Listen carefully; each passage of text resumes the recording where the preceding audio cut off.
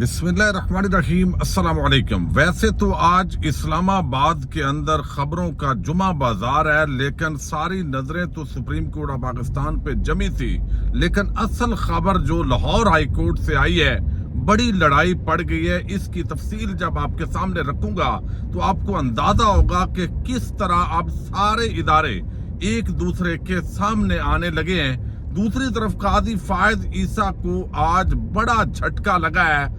उनका सारा किया धरा किस तरह सिफर हो गया है, और इसके साथ ही जो निगरान हुकूमत थी उसके जो वजीर आजम थे, जो काबिज वजीर आजम अनवार उल हक काकड़ थे, उन्होंने अब सारा मलबा जो है वो आगे किसी और पर शिफ्ट कर दिया है। और अब तो एस्टेब्लिशमेंट पर भी इस पूरी सूरत हाल के अंदर वो साफी जो नून लीग के हामी समझे जाते हैं, अब उन्होंने एक महाज खोलना शुरू कर दिया है। तफसील आपके सामने रखनी है। इंतहाई आम डेवलपमेंट्स है। मैं उम्मीद करूंगा कि आप समाअत करने के बाद हमेशा की तरह अपने कीमती फीडबैक से जरूर आगाह करेंगे।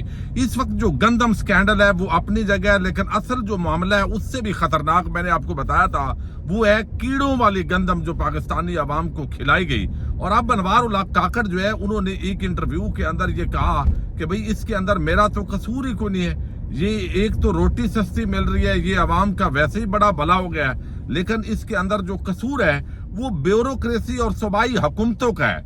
यानी असल में जो सारा मलबा है वो काकड़ साहब ने मोहसिन नकवी पर डाला है। अब मोहसिन नकवी के हवाले से उनको जो है वो इनके हवाले से बात की जाती है कि शायद जो नकवी साहब हैं वो इस वक्त वजीर दाखिला बन गए हैं। काकड़ साहब के लिए कुछ आम ओहदे रखे हुए थे, लेकिन वो ओहदे अभी तक उनको ओहदा नहीं मिला, तो अब वो इस वजह से मुसलसल सूबाई हुकूमतों के हवाले से जो है वो बात करते हैं। लेकिन मामलात जो है वो यहाँ है कि जो नून लीग के हामी साफी है मुजम्मल सोहरावर्दी, वो कहते हैं कि ये जो सारा स्कैंडल है इसके अंदर एस्टैब्लिशमेंट, ये निगरान हुकूमत और ब्यूरोक्रेसी, ये मिलकर सारा जो काम है वो किया गया, और इन सब को कटहरे के अंदर लाने की वो बात कर रहे हैं। लेकिन जो बहुत बड़ी खबर आई जिसने रात गए एक कोराम बपा किया है, वो है फैजाबाद धरना जो कमीशन बनाया गया, जो काजी साहब ने फैसला किया, और उस फैसले के हवाले से आपको इल्म है कि उनको बड़ी पजीराई मिली और लोगों ने समझा कि शायद वो एंटी एस्टैब्लिशमेंट है, वो पाकिस्तान के अंदर सिविल बालादस्ती के हामी है। और वो जो फैजाबाद धरना केस था, जो आपको इल्म है तहरीक लब्बैक का वो धरना था, और जिसके पीछे काजी साहब का जो फैसला है उसके अंदर बताया गया था कि ये जो सारा मामला है ये शायद इसके पीछे एस्टैब्लिशमेंट है। फिर पिछली जो हेयरिंग हुई उसके अंदर बाकायदा जो है वो नाम लिया काजी फायद ईसा साहब ने जनरल फैज हमीद का, कि मैंने तो ये बताया था।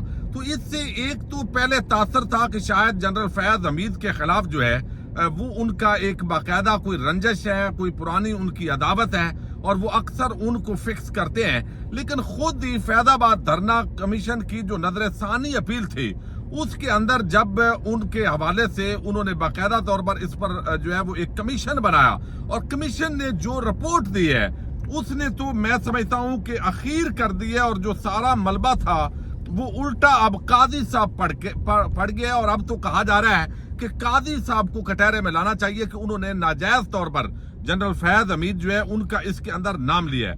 अब इसके अंदर क्या कहा गया, फैजाबाद धरना कमीशन की मुकम्मल रिपोर्ट, मैं असल में ये थोड़ा सा सरसरी आपके सामने रखना चाहता हूं, क्योंकि असल आज सुप्रीम कोर्ट ऑफ पाकिस्तान से भी जो बड़ी लड़ाई है वो लाहौर हाई कोर्ट के अंदर पड़ गई है। और जब मैं वो चीज आपके सामने रखता हूं, लेकिन थोड़ा सा मैं चाहता हूं ये रख दूं, फैजाबाद धरना इंक्वायरी कमीशन की जो मुकम्मल रिपोर्ट सामने आई है, और कमीशन ने वाज़ेह लिख दिया है कि शवाहिद के मुताबिक धरने के पीछे ना कोई इदारा था, ना कोई एजेंसी थी, और ना कोई शख्स था।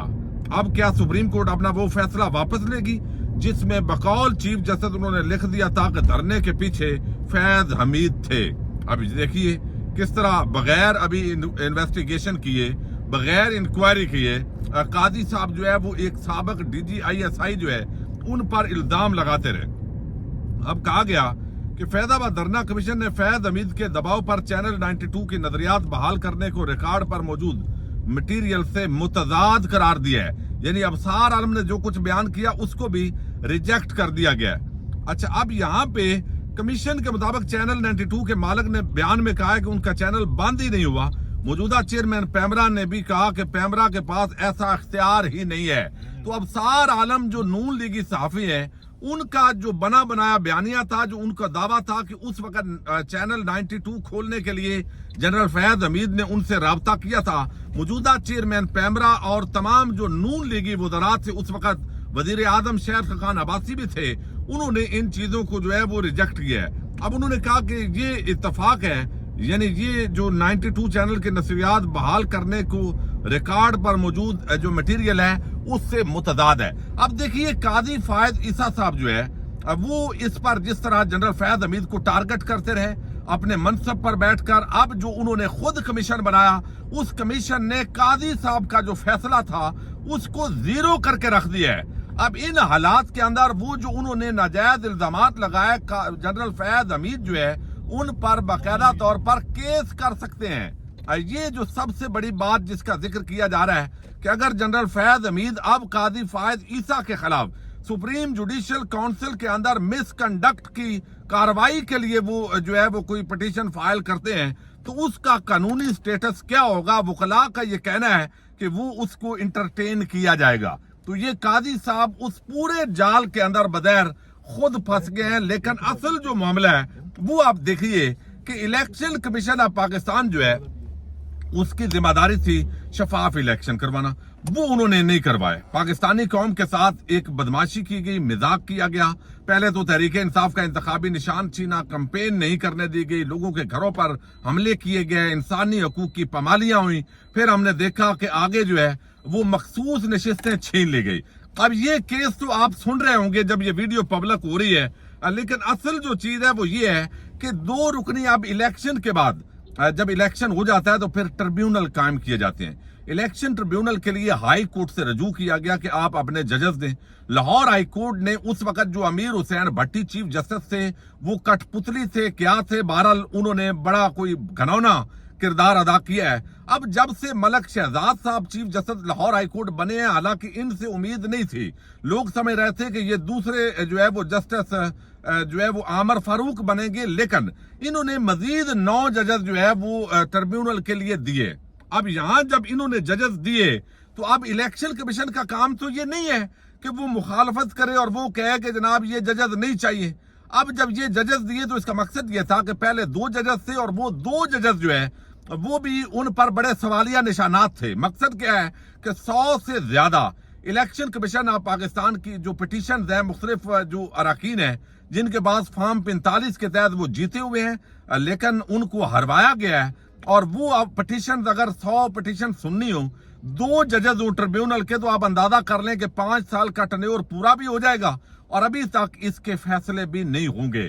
لیکن اب جو موجودہ لاہور ہائی کورٹ کے چیف جسٹس آئے انہوں نے ملک شہزاد صاحب نے انہوں نے اس کے اندر ججز کا اضافہ کر دیا. اب یہ تیز ترین ٹریبیونلز نے فیصلے دینے اور اس کے بعد وہ پنجابی میں کہتے ہیں کٹی کٹا نکل جانا ہے. یہ چیز اب الیکشن کمیشن آف پاکستان کو گوارا نہیں ہے، کیونکہ جب یہ سارے بلنڈر پکڑے جائیں گے تو الٹیمیٹلی جو گرفت ہے کٹہرے کے اندر آنا ہے چیف الیکشن کمشنر اور الیکشن کمیشن کے 4 ممبران نے. اب یہ ان کا کوئی تک نہیں بنتا کہ لاہور ہائی کورٹ کون سے جج دیتا ہے کون سے نہیں دیتا. لیکن انہوں نے کیا کیا ہے، رات گئے ایک بڑی عام خبر صدیق جان نے ذرائع کے حوالے سے دی ہے، اور خبر یہ ہے کہ جناب آپ کو پہلے تو میں بتا دوں کہ چیف جسٹس نے 4 اپریل کو 6 ججز کو ٹریبیونل میں تعینات کیا، یعنی 2 پہلے تھے، 6 نئے دیے اور اب یہ ٹوٹل ہو گئے 8 ہوں گے تو فیصلے جلدی ہوں گے. جس میں بتایا گیا تھا کہ پرنسپل سیٹ پر جسٹس شاہد کریم، جسٹس چودھری محمد اقبال، جسٹس انوار حسین اپیلیں سنیں گے. بہاولپور بینچ میں جسٹس آسم حفیظ، ملتان بینچ میں جسٹس رحیل کامران اور راولپنڈی کے اندر جسٹس مرزا وقاص رؤف اپیلیں سنیں گے. اس سے پہلے جو ہے وہ جسٹس امیر بھٹی صاحب جو ہیں انہوں نے 1 سے زائد جو پٹیشن تھی 100 سے زائد ان کے لیے 2 جج جسٹس سرفراز ڈوگر اور جسٹس سلطان تنویر، یہ دونوں پر بڑے سوالیہ نشانات تھے اور ان پر کوئی اعتراض الیکشن کمیشن نے نہیں کیا. لیکن اب جو ہے وہ ذرائع یہ دعویٰ کر رہے ہیں کہ chief justice Lahore high court Malik Shahzad Ahmad کی جانب سے الیکشن ٹریبیونل کے لیے بھیجے گئے 6 ججز کے نام چیف الیکشن کمشنر نے مسترد کر دیے. اب یہ دیکھیے کہ نہ تو مسترد کرنے کا ان کا کوئی اختیار ہے اور نہ وہ اس طرح مسترد کر سکتے ہیں. اب الیکشن کمیشن نہیں چاہتا کہ آزاد ججز 8 فروری کی دھاندلی کے کیسز سنیں اور وہ تاکہ 2 ججز ہی ہوں اور فیصلے ہی نہ آئیں، پتہ ہی نہ چلے کہ فارم 45 اور 47 کا جو فرق ہے، کس طرح ایک الیکشن کمیشن اور نگران حکومت نے مل کر پوری پاکستانی قوم کے ساتھ کھیل کھیلا ہے۔ یہ بظاہر اس کو لگتا ہے جو روکنا ہے، تو ذرائع کی حوالے سے یہ جو خبر ہے یہ میں سمجھتا ہوں کہ ایک سیدھا chief justice Lahore high court اور چیف الیکشن کمشنر کے مابین ایک نیا یہ محاذ کھل گیا ہے، نئی جنگ شروع ہو گئی ہے۔ اس کا اختیار الیکشن کمیشن کو بالکل نہیں ہے قانونی ماہرین کے مطابق، لیکن الیکشن کمیشن اپنا وہ بلنڈر، اپنی وہ ڈکیٹی، اپنی وہ چوری وہ بچانے جا رہا ہے۔ اب دیکھتے ہیں کہ اس بار جو chief justice Lahore high court ہے وہ ڈٹ جاتے ہیں، وہ ان کو کٹہرے میں لاتے ہیں، یا پھر یہ ایک نیا محاذ اور جنگ جو ہے یہ جو ہے وہ آگے سپریم کورٹ آف پاکستان میں قاضی صاحب کے حوالے ہوتی ہے اور مٹی پاؤ فارمولہ ہوتا ہے۔ تو ایسے لگتا ہے کہ ایک طرف اسٹیبلشمنٹ اور قاضی فائز عیسیٰ اور ان کے ساتھ جو ہے موجودہ حکومت یہ ایک پیج پر ہے، اور دوسری طرف پاکستان کے جو دیگر ادارے ہیں، اداروں کے مابین بھی ایک ٹکراؤ سامنے آ رہا ہے، اور جو گرینڈ اپوزیشن الائنس ہے اس کا اور موجودہ جو سسٹم ہے اس کا بھی ایک کلیش نظر آ رہا ہے۔ تو جب ایسا محضی محاذ آرائی اور جنگ زدہ ماحول ہوگا تو آپ اندازہ کر سکتے ہیں کہ پھر جو ہے وہ کیا ادھر SIFC نے سرمایہ کاری لانی ہے اور کیسے پاکستان کا جو سسٹم ہے وہ بہتر ہو سکتا ہے۔ بہرحال دیکھتے ہیں، سپریم کورٹ آف پاکستان پر نظریں جمی ہوئی ہے مخصوص نشستوں کے حوالے سے جو آج ڈیولپمنٹ ابھی ہو رہی ہے، اور ساتھ ہی جو ہے وہ تحریک انصاف کے پورے اراکین اسمبلی اسلام آباد کے اندر پہنچ چکے ہیں۔ آج نئی اپڈیٹس کے لیے انشاءاللہ میں آپ کے سامنے حاضر رہوں گا۔ پاکستان زندہ باد، پاک فوج پائندہ باد۔